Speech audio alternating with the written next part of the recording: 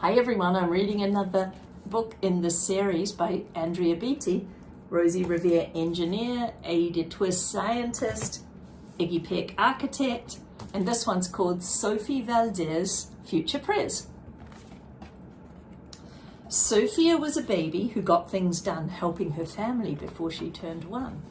She and Abuelo went out every week to help elderly friends around Blue River Creek, who couldn't get out and about on their own and with no place to gather, was stuck home alone, raking the leaves and taking pets for a walk, or just dropping by for a treat and a talk. Sofia Valdez did as much as she could for her family and friends and her whole neighborhood. A dreamer, a doer, a real-life go-getter. Most people like good, but Sofia liked better.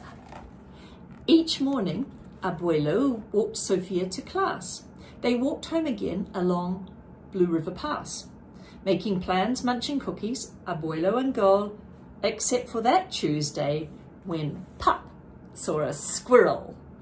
With a howl, Pup took off, racing all through the town, over, under, beneath, and all around. Sofia scrambled to try to keep up with the hollering man and the bellowing Pup. Up Squirrel ran to the top of a hill, made of leftover junk for the local landfill. They reached the top of the mountain of trash, which jiggled and broke with an ear-splitting crash. Down they all tumbled and hit with a thud, and a mouldy old pumpkin surrounded by mud. "Ouch!" cried Abuelo. He struggled to stand. "A dangerous mess," he said, grasping his hand. The next day, Sofia walked to school solo, but it wasn't the same without her Abuelo. "This is not right," declared young Sofia, who glared at Mount Trashmore and got an idea. The very next morning, at past dawn, she planted a sign at the front of the lawn. She stood back and smiled, and Pup gave a bark. "Get rid of Mount Trashmore. Let's build a new park." Each of the neighbours had something to say about benches and fountains and places to play, meeting spots, gardens, a basket for bees, a rubber duck pond, and a kiosk for cheese. She drew every thought on a map of the park, which was perfectly perfect, by 11:45. It's not really a time. She drifted to sleep in her soft, cozy bed. Then, bam, she woke up with a thought when a thought smacked her head.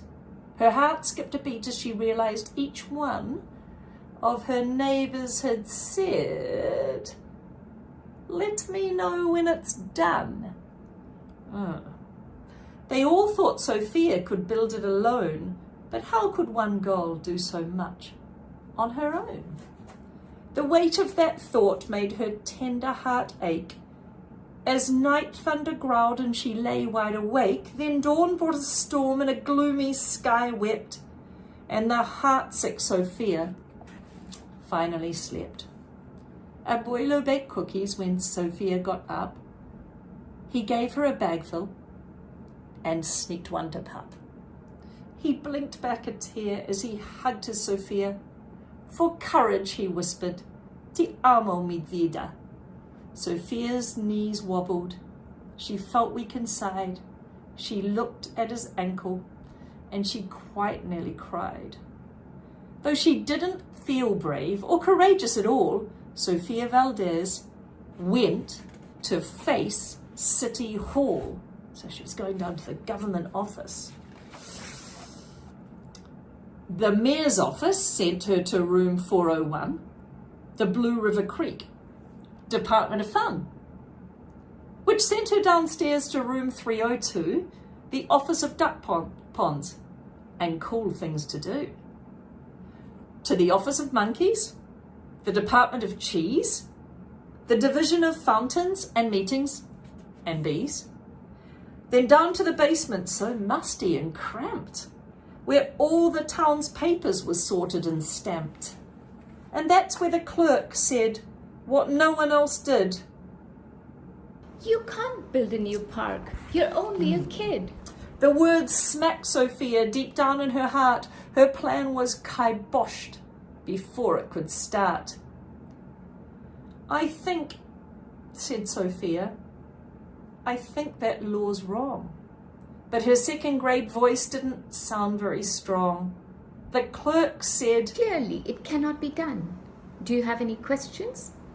And Sofia said, 1.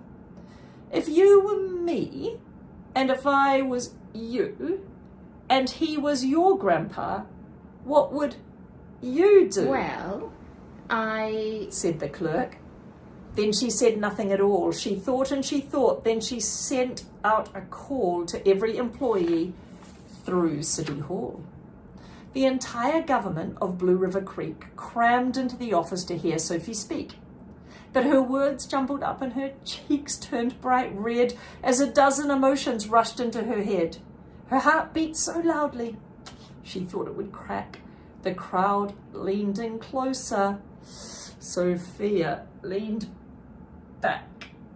Then her arms brushed the edge of the old cookie sack. And that was the moment when Sophia first knew being brave means doing the things you must do. Though your heart cracks with fear, though you're just in grade 2, she took a deep breath, looked the mirror in the eye, and though her knees wobbled, she held her head high. Sophia started talking. She spelled out her plan and why it all mattered and how it began. And once she got rolling, she had lots to say about meeting spots, monkeys, and places to play, the other ideas for things they could do to help the town's elders, and other folks too. She had thoughts on the library, thoughts on the zoo, and perhaps a way to combine the two. And, all right, go start a petition. If the Sound wants a park, we'll start a commission. And so young Sophia got right to work with some help from her family, and Pup, and the clerk. Then others joined in, not all, but a few, like Miss Lila Greer and the kids in grade 2. There were hearings and surveys and taxes to figure, then bulldozers, cranes, and a blue bigger digger. They all built that park. That's how it got done, with the hard work of, by, and for everyone. But it began with a dream of one person, just one, who laced up her shoes, then led the way to help Blue River Creek get a new place to play.